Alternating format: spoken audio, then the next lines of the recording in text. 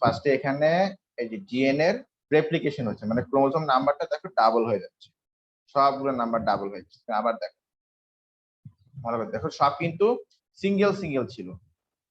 তুমি ভালো করে দেখো, সিঙ্গেল লাল, সিঙ্গেল পিঙ্ক, সিঙ্গেল ব্ল্যাক, কিন্তু কিছুক্ষণ পরে ডিএনএ রেপ্লিকেশন হয়ে দেখো তো সবার অ্যামাউন্টটা কি আমার ডাবল হয়ে গেল না? ডাবল হয়ে গেল, তাই তো? বলো। জি স্যার। আমি আবার দেখাচ্ছি।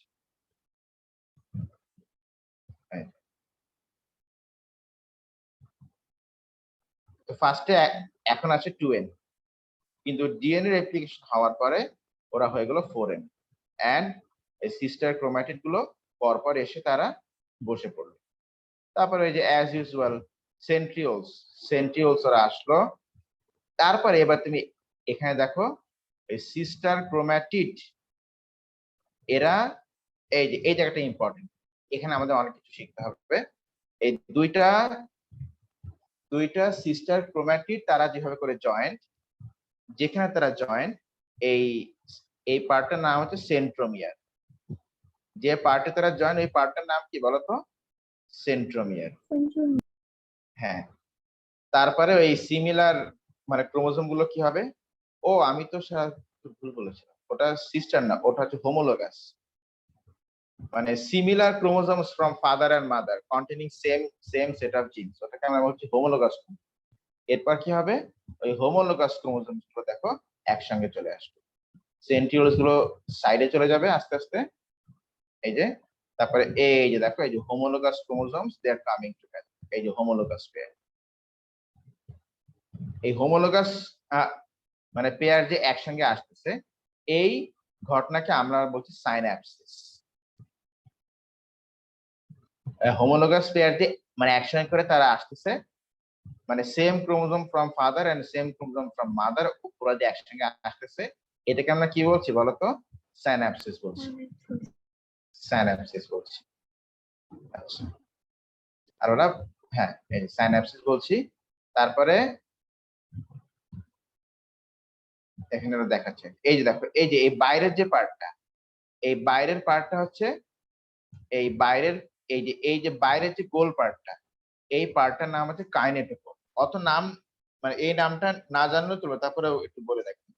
এই বাইরের এই পার্টটার নাম হচ্ছে কাইনেটোকোর, আর ভিতরের এটা হচ্ছে সেন্ট্রোমিয়ার।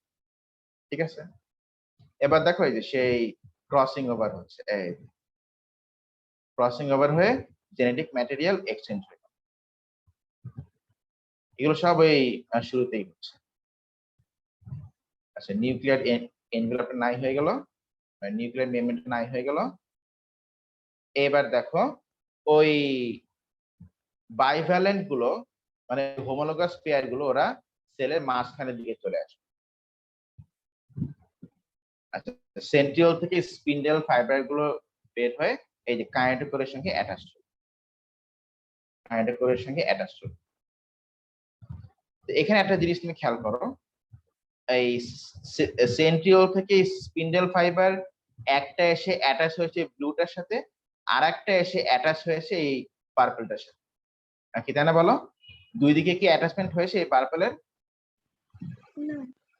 পার্পলের একদিকে অ্যাটাচমেন্ট হচ্ছে, এখানে পার্পলের একদিকে অ্যাটাচমেন্ট হচ্ছে, ব্লুটারও একদিকে অ্যাটাচমেন্ট, মানে একটা চলে যাবে এখান থেকে, একজন চলে যাবে ওইদিকে, ঠিক আছে কিনা?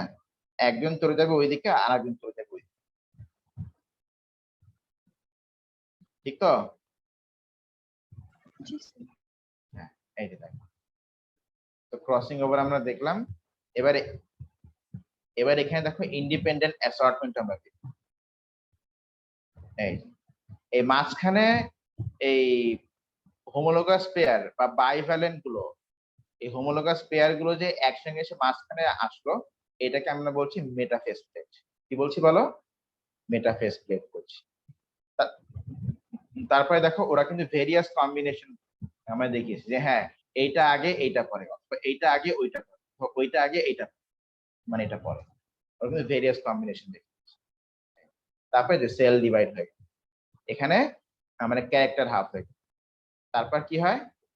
তারপর ওই সেলগুলো মানে এবার ওই মানে এবার ওই ক্রোমোজোম গুলোই র্যান্ডামলি আবার চলে আসে মাঝখানে, তারপর আবার মেটাফেজ কেটে ফর্ম করে। এবার দেখো জাস্ট এবার আর কিন্তু ক্যারেক্টার ডিভিশন হচ্ছে না, এবার ক্রোমোজোম নাম্বারটা ডিভিশন হচ্ছে নাকি, তাই না বলো?